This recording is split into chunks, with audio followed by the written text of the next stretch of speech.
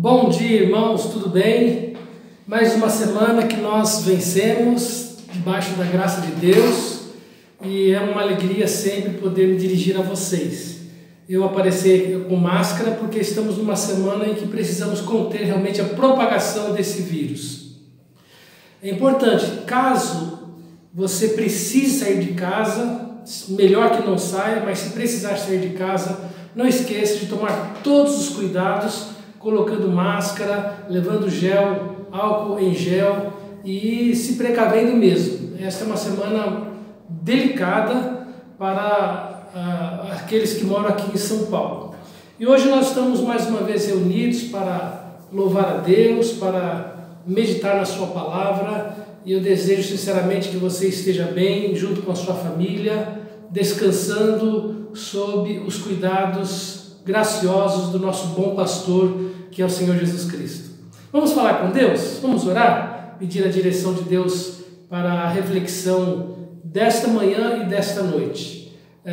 A mensagem será dividida em duas partes. A primeira parte eu estarei trazendo agora pela manhã, por conta do tempo que nós temos disponível aí para fazer o vídeo, e eu complementarei, continuarei à noite. Então, o ideal seria que você pegasse as duas mensagens e refletisse naquilo que Deus tem para falar com você nesta manhã e nesta noite, debaixo da graça de Deus. Oremos. Pai Santo, mais uma vez, reconhecemos a graça do Senhor, reconhecemos as Tuas bênçãos sobre nós durante todos estes dias. Obrigado pela Tua proteção. O Senhor tem nos livrado do mal. Pai querido, oramos em favor daquelas pessoas que nós conhecemos, que por infelicidade contraíram este vírus e estão lutando nos hospitais.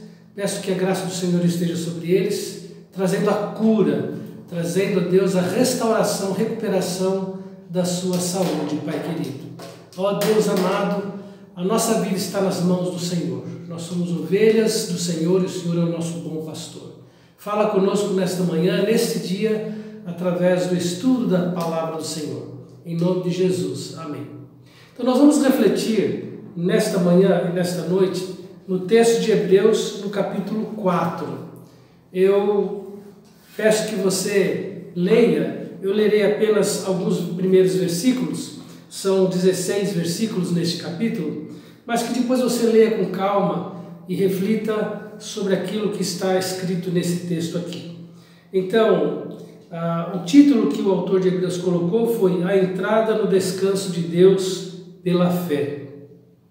Hebreus 4 diz assim: Temamos, portanto, que sendo-nos deixada a promessa de entrar no descanso de Deus, suceda parecer que algum de vós tenha falhado. Porque também a nós foram anunciadas as boas novas, como se deu com eles, mas a palavra que ouviram não lhes aproveitou, visto não ter sido acompanhada pela fé naqueles que a ouviram.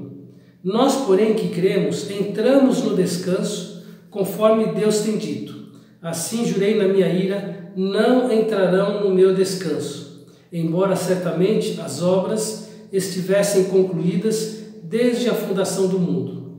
Porque em certo lugar assim disse no tocante ao sétimo dia: E descansou Deus no sétimo dia de todas as obras que fizera. E novamente no mesmo lugar: Não entrarão no meu descanso. Visto, portanto, que resta entrarem alguns nele, e que por causa da desobediência não entraram aqueles aos quais anteriormente foram anunciadas as boas novas.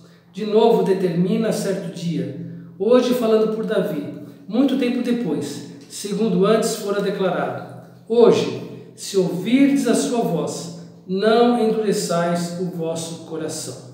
Nós vamos ler até esse versículo 7, mas eu peço que depois, com calma, com muita reflexão, você continue lendo os versículos seguintes, até o versículo 16.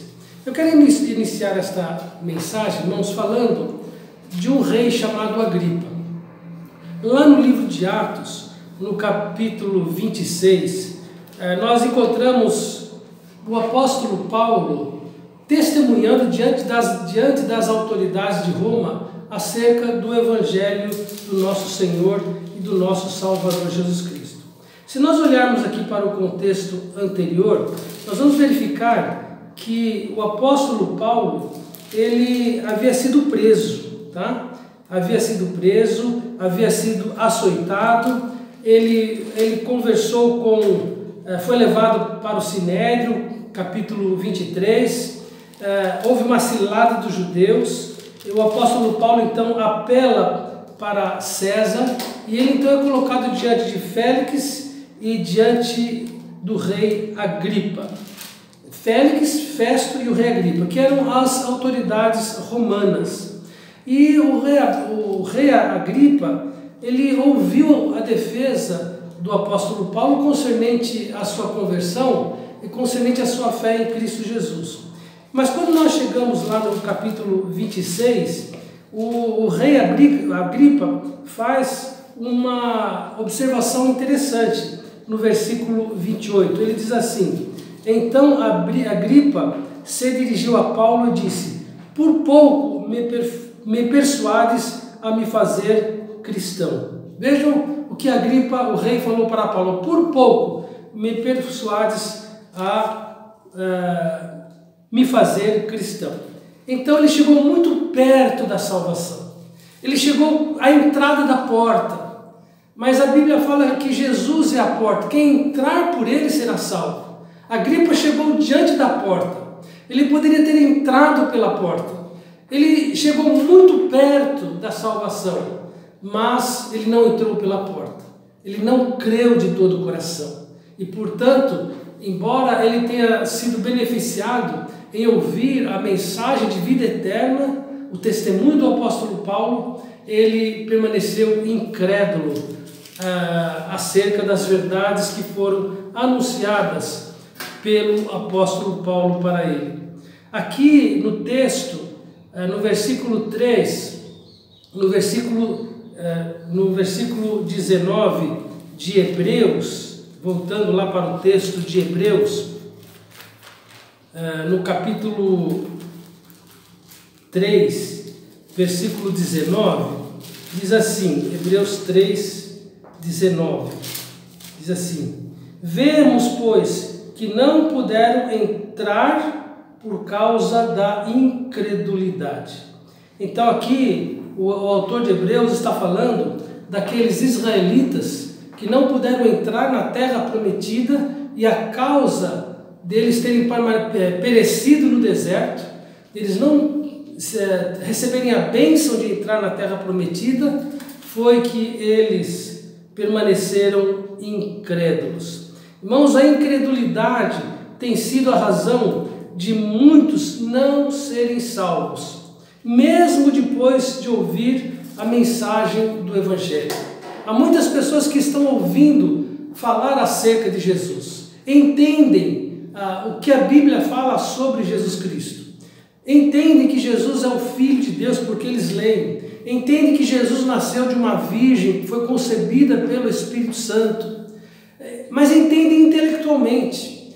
Eles ainda não têm uma fé regeneradora, uma fé salvadora, uma confiança inabalável na obra que Jesus Cristo realizou na cruz para a sua salvação, para pagamento do seu pecado. Então, embora eles creiam intelectualmente, eles não têm uma fé regeneradora e chegam bem próximo da porta, mas permanecem do lado de fora e, portanto, permanecem na condição de perdidos e condenados. A Bíblia fala, irmãos, e ela é muito clara, eu tenho repetido isto, na esperança de que você que está me ouvindo, que tem a sua religião, que tem as suas devoções, se você não crer em Cristo de todo o coração, embora você possa ter uma boa religião, embora você possa praticar muitas obras de caridade, embora você seja uma pessoa boa, as suas obras, a sua religião não pode salvar você do pecado e da condenação eterna. A única pessoa que pode salvar o pecador da sua condenação eterna é a pessoa de Jesus Cristo, que desceu dos céus, se fez homem, viveu aqui entre nós e entregou a sua vida perfeita como um Cordeiro de Deus para ser sacrificado em nosso lugar. Ele foi o nosso substituto para receber a justiça e a ira de Deus contra o pecado. E aprove a Deus a aceitar esse sacrifício substitutivo em nosso lugar, para que Ele pudesse nos estender o perdão dos pecados e a vida eterna. Mas é importante você crer de todo o coração na pessoa de Jesus Cristo. A Bíblia fala, porque pela graça sois salvos, por meio da fé. Isto não vem de vós, é dom de Deus, é presente de Deus. Não vem das obras, para que ninguém se glorie. Então, Hebreus capítulo 4, no versículo 3, de 1 a 3, diz: temamos, portanto, que, sendo-nos deixada a promessa de entrar no descanso, aqui está falando de um descanso eterno, da promessa de Deus, no descanso de Deus, suceda parecer que algum de vós tenha falhado. E onde está a falha? A falha está justamente em não crer em Cristo. Você pode crer na sua religião, você pode crer na sua filosofia de vida, você pode acreditar que as suas boas obras possam te salvar, mas você está colocando a sua fé no objeto errado. A sua fé tem que estar na pessoa de Jesus Cristo. Você não pode falhar nisso, porque também a nós foram anunciadas as boas novas. Então, o autor de Hebreus está dizendo que a eles, os judeus, foram anunciadas as boas novas, como se deu com eles, com os seus antepassados. Mas a palavra que ouviram não lhes aproveitou, ou seja, eles ouviram, mas permaneceram na incredulidade, visto não ter sido acompanhado pela fé naqueles que a ouviram. E agora o autor diz: nós, porém, que cremos. Então agora está se referindo àquelas pessoas que ouviram as boas novas de salvação em Cristo Jesus, de fato creram nele para a salvação. Nós, os que cremos, entramos no descanso, conforme Deus tem dito: assim jurei na minha ira, não entrarão no meu descanso. Ou seja, aqueles que permaneceram incrédulos.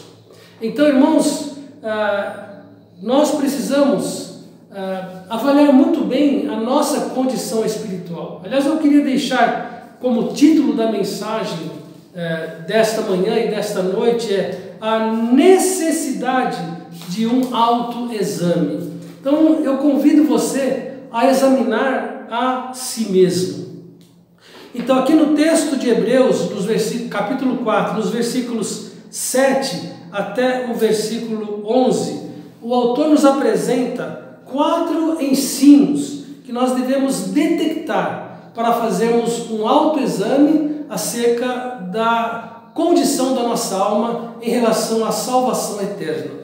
Então, o primeiro ensino que nós podemos destacar aqui para a nossa vida é que há a necessidade de autoexames quanto à salvação. O texto de Hebreus, no capítulo 4, no versículo 11, diz assim: esforcemo-nos, pois, por entrar naquele descanso, a fim de que ninguém caia, segundo o mesmo exemplo de desobediência. Eles caíram, eles falharam, eles não entraram porque permaneceram incrédulos. A Bíblia traz para nós algumas advertências com relação à necessidade de um autoexame. Em 1 Coríntios, no capítulo 11, versículo 28, o apóstolo Paulo está orientando a igreja acerca da ministração da ceia do Senhor. E no capítulo 11 ele fala que há pessoas que podem estar participando da ceia indignamente, sem discernir o pão e sem discernir o sangue, sem discernir o significado desses elementos. Então Paulo está ensinando que o pão que eles estavam comendo simbolizava o corpo de Jesus Cristo, que havia sido moído na cruz em nosso lugar para a nossa salvação. E o vinho simbolizando o seu sangue, que foi derramado na cruz para pagamento, remissão dos nossos pecados. A Bíblia fala que sem derramamento de sangue não há pagamento de pecado. A Bíblia fala que a vida está no sangue. Jesus derramou o seu sangue, Jesus entregou a sua vida para nos oferecer o pagamento dos nossos pecados e nos conceder pela fé nele, a salvação eterna da nossa alma. Então, aqui no texto de Hebreus, alertando o fato de algumas pessoas estarem participando da celebração da ceia, que é o memorial da morte de Cristo por nós, de maneira indigna, sem discernir as verdades acerca da obra de Cristo Jesus, ele diz assim: examine-se, pois, o homem a si mesmo, e assim coma do pão e beba do cálice. Então veja o que o apóstolo Paulo, ao escrever à igreja de Coríntios, disse: olha, examine-se, faça um autoexame. Você tem certeza da sua salvação? A sua salvação está baseada no quê? Na sua religião? Nas suas boas obras? Então, segundo as Escrituras, você está na porta, mas não entrou. Quem salva é Jesus Cristo. 1 Coríntios capítulo 13, no versículo 5 também, o apóstolo Paulo, depois de olhar a condição daquela igreja, e a igreja de Corinto, infelizmente, era uma igreja que tinha muitos pecados a serem tratados. Eu imagino que Paulo olhou para a vida de algumas pessoas e disse: olha, será que essa pessoa é regenerada? Será que essa pessoa teve um encontro genuíno com Cristo? Será que essa pessoa se arrependeu dos seus pecados genuinamente? Será que ela colocou a sua fé em Jesus Cristo? Porque ele não estava vendo mudanças de vida. E ele disse: quem está em Cristo é uma nova criatura. As coisas velhas se passaram, tudo se fez novo. Então uma pessoa regenerada tem uma nova visão, uma nova vida. Há uma transformação, há uma mudança na vida. Mas ele estava vendo a vida de alguns crentes de Coríntios e não estava vendo essas mudanças. E ele então diz: examinai-vos a vós mesmos, se realmente estáis na fé. Provai-vos a vós mesmos, ou não reconheceis que Jesus Cristo está em vós? Se não, é que já estáis reprovados. Ou seja, se Cristo não for o Senhor da sua vida, se você não tiver sua fé em Cristo, se você não se arrependeu genuinamente, você está reprovado. Então examine a sua fé. Se você não tem confiado em Jesus Cristo, abre o seu coração, fala para Deus: Deus, eu creio que Jesus morreu por mim, Ele é o meu Salvador, Ele pagou o preço por mim, só por Ele eu posso ser salvo.